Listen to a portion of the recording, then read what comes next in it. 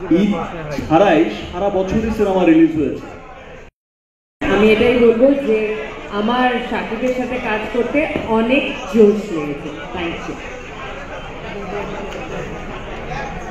এবার আমারটা বলি, আমার আসলে কিন্তু আজকে আপনি দেখছেন যে আমার এই 25 বছর কিন্তু ঈদ ছাড়াই সারা বছরই সিনেমা রিলিজ হয়েছে।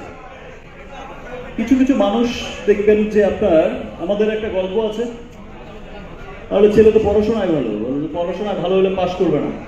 এবার পাশও করেছে, এবার বলে যে পাশ করেছে চাকরি পাবে না, বলে চাকরিও পেয়েছে তো চাকরি পাবে, বেতন পাবে না। তবে বেতনই তো বেতনও পেয়েছে, সবকিছুই তো ভালো, শেষমেশ বলে যায় বেশি ভালো ভালো না। তো কিছু মানুষ আছে তারা কথা বলেই যাবে, তারা বলেই যায় এটাই হবে না, ওটাই হবে না, এখন কেন ইচ্ছারা সিনেমা রিলিজ করে না। আরে ভাই, গত 25 বছর ধরে ঈদের বাইরে সিনেমা রিলিজ করে প্রমাণ করতে করতে করতে করতেই 25 বছর পার হয়ে গেছে। এখন বিষয়টাকে আমি আর প্রমাণের মধ্যে দেখি না যে আমাকে আর কিছু প্রমাণ করতে হবে। এখন শুধু আমি কাজ করতে চাই, কাজ করে যাচ্ছি আমার সেই ভালোবাসার মানুষদের জন্য, যারা আমি 9 মাস পর বিদেশ থেকে যখন ফিরেছি ইউএস থেকে, তখন যারা লাইন ধরে দাঁড়িয়েছিল। আমি কাজ করতে চাই তাদের জন্য, আপনাদের জন্য, মিডিয়া কর্মীদের জন্য। আমি যখন এয়ারপোর্ট থেকে নেমে আমি লাউঞ্জের দিকে আসছিলাম, দেখি যে সমস্ত কর্মীরা, আপনারা আমাকে, আমার সেই বন্ধুরা, আমার সেই ভাইরা, সেই বোনরা, সবাই আপনারা সবার ক্যামেরা নিয়ে সবাই যার যার মতো কিন্তু সেখানে এই যে একটা ওয়ার্ম ওয়েলকাম, এই যে একটা ভালোবাসা, আমি সত্যি সত্যি সেই ভালোবাসার দাম দিতে চাই। সেই জন্যই আমি এখন সিনেমা খুব কম করি। আমি চেষ্টা করছি যে খুব ভালো ভালো বেছে বেছে সিনেমা করতে। আরেকটা জিনিস, যে যদি কোয়ালিটি সিনেমা না হয়, আমরা হয়তো অনেক কথা বলে যাচ্ছি, আপনারা দেখছেন যে কোয়ালিটি সিনেমা না হলে আমাদের দেশেই মাল্টিপ্লেক্সে বা সিঙ্গেল স্ক্রিনে চলে না, আর বিদেশে চলা তো অনেক দূরের কথা।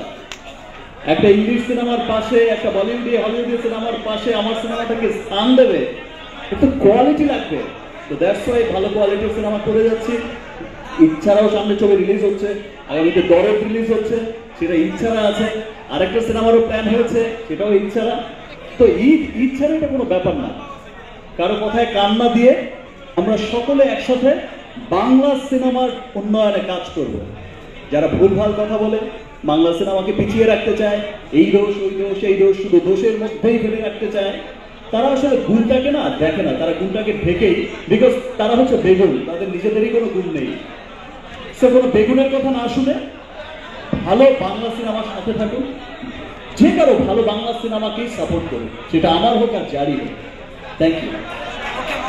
অসংখ্য ধন্যবাদ। আমরা আসলে এখন শেষ করতে চাই।